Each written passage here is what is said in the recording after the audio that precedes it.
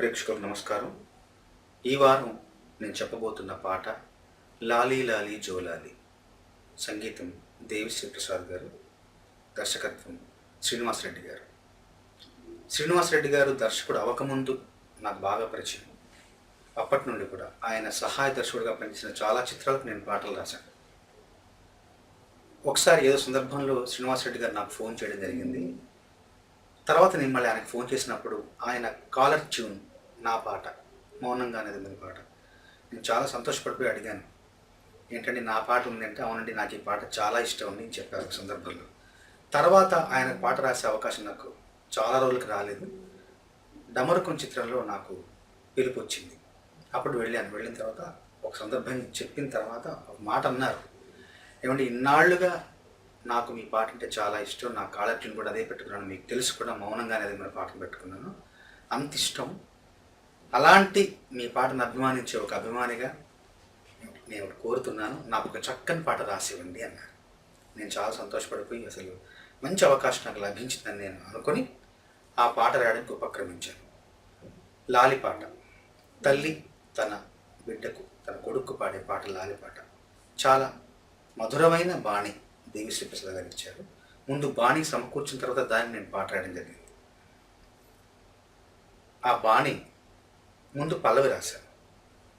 లాలి లాలి జోలాలి అంటూ లాలించాలి గాలి, లాలి లాలి జోలాలి వింటూ లోకాలన్నీ ఊగాలి, నీతో ఆడాలంటూ నేల జారేనంట జాబిల్లి, నీలా నవ్వలేనంటూ తెల్లబోయి చూసేనంట సిరిమల్లి, లాలి లాలి జోలాలి అంటూ లాలించాలి గాలి, లాలి లాలి జోలాలి వింటూ లోకాలన్నీ ఊగాలి.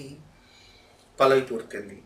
పల్లవిలో నేను ఒక చమత్కారం చేశాను. ఏంటంటే, నీతో ఆడాలంటూ నేల జారేనంటే జాబిల్లి సహజమైన ఒక భావం ఏది. తర్వాత నీలా నవ్వలేనంటూ తెల్లబోయి చూసేనంట సిరిమల్లి. సిరిమల్లి తెల్లగా ఉంటుంది, ముందు నుండి తెల్లగానే ఉంటుంది. అయితే ఆ తెల్లదనాన్ని దేనికి అన్వయించానంటే, నీలా నవ్వలేనంటూ తను తెల్లబోయి చూసింది అన్నట్టుగా ఆ తెల్లదనాన్ని ఆ బాబు నవ్వుకి అన్వయించి నీలా నవ్వలేనంటూ నేను ఆ మల్లెపూ తెల్లబోయిందని ఒక చిన్న చమత్కృతి, అది కవి చమత్కృతి. అక్కడి నుండి చరణం రాయడం జరిగింది.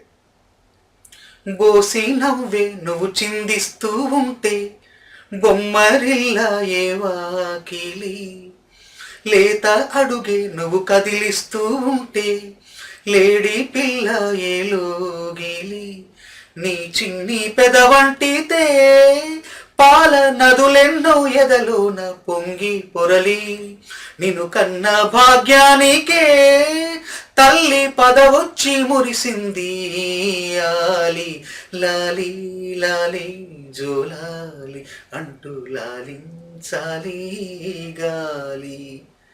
చరణంలో నాకు బాగా నచ్చిన పంక్తి ఏంటంటే, లేత అడుగే నువ్వు కదిలిస్తూ ఉంటే లేడి పిల్లాయ లోగిలి. అంటే లోగిలి అంటే భూమే కదా ఇంటి ముందు ఉండేది. ఆ లోగిలి కూడా నువ్వు లేత అడుగు కదిలిస్తుంటే అది లేడి పిల్లలా గెంతుతుంది అన్నారు. అంటే భూమి గెంతడం ఏంది అంటే, భూమి చలనశీలత కలిగింది కాబట్టి భూమి గెంతడంలో భూమి చెందడంలో ఆశ్చర్యం ఏమీ లేదు.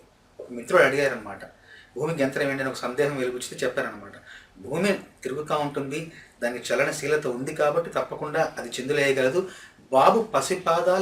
ఆ బాబు పసిపాదాలతో స్పృశింపబడిన భూమిలో ఒక చలనం, ఒక జలధరింపు, ఒక పులకరింత రావడం అసహజమేమీ కాదని చెప్పారు.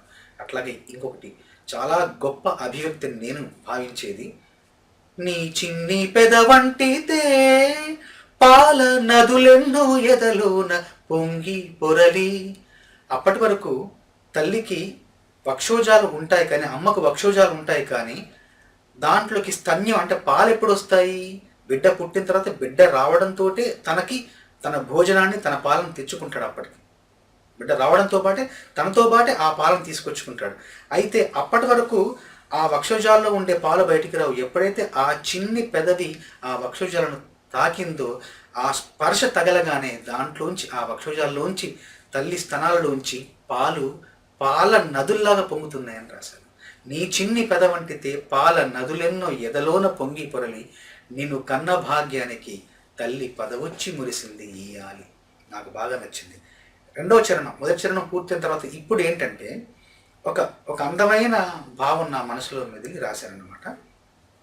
లాల నీకు నే పోసేటి వేళ అభిషేకంలా అనిపించేరా, ఉగ్గు నీకు నే కలిపేటి వేళ నైవేద్యంలా అది ఉందిరా, సిరిమువ్వ కట్టే వేళ మాకు శివ పూజే గుర్తొచ్చే మరల కేరింత కొట్టే వేళ ఇల్లే కైలాసంలా మారే నీ వల్ల లాలి లాలి జోలాలి అంటూ లాలించాలి గాలి.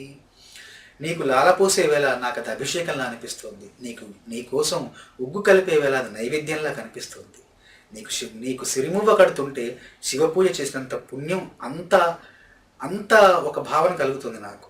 నువ్వు కేరింత కొడుతుంటే ఇల్లు కైలాసంలా మారింది నీ వల్ల అన్నాను. అంటే ఒక చిన్న ఉదాహరణ అంటే, మనం పూజ చేసేప్పుడు తల్లి పూజ గదిలో భగవంతుడికి ప్రార్థన చేసేప్పుడు ఏదో ఒకటి ఆశించి చేస్తుంది, ఏదో ఒకటి ఆశపడి ఎదురు చూసి చేస్తుంది, ఒకటి కోరుకుంటుంది. ఒక స్వప్నం, ఒక కళ నెరవేరడానికో, ఒక ఆశ నెరవేరడానికో, తీరడానికో భగవంతుని ప్రార్థిస్తుంది. ఆ భగవంతుని ప్రార్థించడంలో ఏంటి, ఒక చిన్న స్వార్థం ఉంటుంది, ఎవరికైనా, తల్లికైనా ఎవరికైనా సరే. కానీ అదే తల్లి బిడ్డకు సేవ చేసేప్పుడు ఏ స్వార్థం ఉండదు. అభిషేకం చేసిన, లాలపోసేప్పుడు అభిషేకంలా అనిపించిన, ఉగ్గు కలిపేప్పుడు నైవేద్యంలా అనిపించిన, ఆ నైవేద్యం పెట్టినా, అభిషేకం చేసినా, సిరిమువ్వ కట్టినా, ఏం చేసినా కూడా అక్కడ ఏ స్వార్థం లేదు. కనీసం పూజ చేసేప్పుడన్నా మనం ఏదో కోరుకుంటాం. ఇక్కడ ఈ బాబుకి పూజ చేసేప్పుడు, ఇలాంటి పూజల్లాంటి సపర్యలు సేవలు చేసేప్పుడు ఏ కోరిక ఏమీ ఆశించదు తల్లి. అంటే భగవత్ పూజ కంటే బిడ్డకు చేసే సేవ మిన్నా అని కవి భావన. ఇంకొక విషయం ఏంటంటే, ఈ పాట మొత్తం మీద మొదటి పల్లవి నుండి రెండవ చరణం చివరి వరకు ప్రతి పంక్తిలో, ప్రతి వాక్యంలో లకారం, 2 లకారాలు ఉంటాయి. ప్రతి వాక్యంలో 2 అంతకు మించి లకారాలు ఉంటాయి.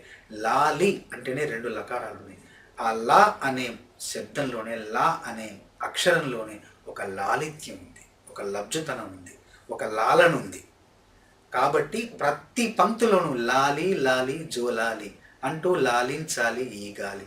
ప్రతి పంక్తిలో చూసుకోండి మీరు, 2 లాల కంటే ఎక్కువ ఉంటాయి. అదొక అందంగా అమరింది. ఒక మంచి ఉద్దేశంతో, ఒక మంచి బాడీకి, ఒక మంచి మనసున్న దర్శకుడికి పాట రాస్తే ఇలాగే